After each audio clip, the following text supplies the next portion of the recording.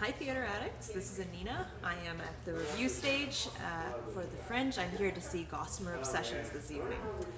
Fun facts, I already found out what gossamer means just because it was such a strange word, and now I feel smarter. Gossamer means the excretion of a spider that allows it to make its web. It also means fine things or nice things, kind of like lace or something you'd use for a wedding. This is a play by Amy Shostak and Paul Blinov. I have been promised an excellent play. I checked the reviews for it that it got in Edmonton, and it got 4 out of 5 stars. It's supposed to be hilarious, it's supposed to be funny, it's supposed to be a whimsical time with a dark edge, I hear. I'm very excited to see it, and I'll let you know how it goes. Hi theater addicts, I'm Anina. I'm Celine. And we just saw Gossamer Obsessions. It turns out a gossamer obsession can be anything. Anything. It can be a yo-yo. It can be a pun. It can be triskaidekaphobia. Which is the fear of the number 13. That's right. It can be the famed giant Alaskan butt crabs.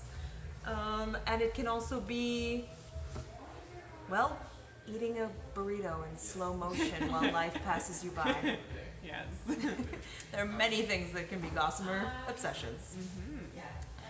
Now for me, this was my favorite of the entire Fringe so far. I loved this whole show. I was laughing, I felt like night turned to day. Jokes you thought you knew didn't know you. Oh. And I also felt like it took humor from a side that I've never really seen it before. Oh really? What do you mean? Well, I mean, every time you thought you knew what the joke was, it turns out you didn't know what the joke was. So they really use like that element of surprise on you, Yes. which I always really appreciated a joke. Me too. Yeah, that's true. I appreciated that too. I really also enjoyed this production of Gossamer Obsessions. They were definitely very, I don't know, on point. Like everything was, like they had their set of each sketch that we were going to do. It is sketch comedy, and they went through it very nicely. And at one point they even took suggestions from the audience, and they also improvised on the spot, which was very impressive. And I think they even did like a rhyming section. They did. One person would say something and the other person would rhyme with it, and then they would continue with the story. So that was really good. I really enjoyed that part. And I'm a bit biased because they took my suggestion, which I was like, good for you. I'm going to review you. They spent a long time on that one They too. did. They did. The longest. So we really enjoyed it. I also really just appreciated how they took very simple things and made them into very extravagant things. You know, I felt like they knew what was happening. It's hard for me to tell you what the drawbacks to the show are. In fact, I have to make a shout out to the sound booth because one time they messed up on the sound and I was like, good, there's my critique of this show.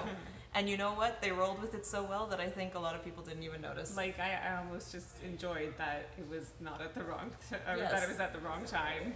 Exactly. So their imperfections became perfections. Yeah. The show is a bit weird. We asked some people in front of us what they thought of the show, and they were like, we don't know if we enjoyed it as much as you did, but it was pretty good. So I guess if you like weird humor, this is definitely one for you. I guess I like weird humor. Yes, you do. I didn't know I did, but I guess I do. Surprise. Yeah, there no like coarse language or Yes, there's some coarse language, not a ton. Okay, yeah. I wouldn't Not a necessarily ton. take kids to this show, but No. probably your 16-year-old teenager who you don't know how to connect with will appreciate it. So take them to this one. They might laugh. Maybe, yeah. They'll have something to talk about, a life to live. The physical comedy was pretty excellent. They had their physical cues down. Like they were in sync, they knew what they were going to do. They transitioned each scene beautifully. Yeah. And yeah, the physical comedy, like really, really good. And they didn't have very many props to work with either. And they just mimed a lot of stuff, which I was also very impressed with. I think she ate a whole burrito on stage. Well, she did. She did eat a whole burrito on stage. Which so I was look also forward very to that. impressed with because it's a lot of food you got to get down. It's true. Pretty quickly. In a very set amount of time. Yeah.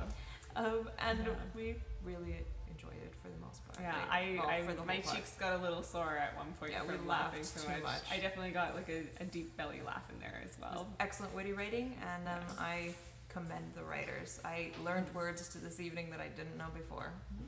So thank you for that very much. I'm Anina, And I'm Celine. and you just watched a Theater Addicts review. If you would like to subscribe, you can do that. We are Theater Addicts on YouTube, and we would love also for you have- to watch our other videos. Yeah, we have our website. Check us out.